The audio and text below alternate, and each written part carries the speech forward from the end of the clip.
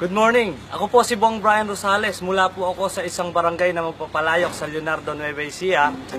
Dati po akong OFW sa Dubai. Ngayon po, na-invite po ako rito sa AIM Global ng isang kaibigan. Dahil sa kanyang pangungulit sa akin, nung una ayaw ko rin sa negosyong ito, pangungulit niya sa akin, na-invite niya ako, tinignan ko yung sistema at nung nakita ko yung sistema, grabe, hindi ako nagdalawang isip.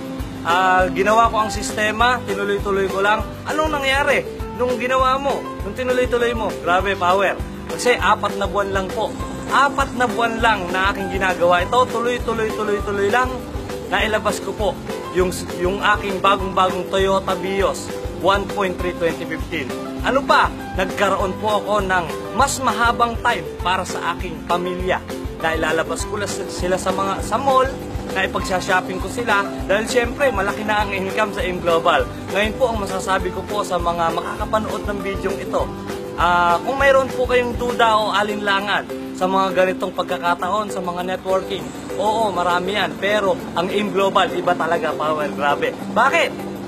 Bakit may ibang-iba ang AIM Global? Dahil dito, mababago talaga ang buhay ng bawat isa.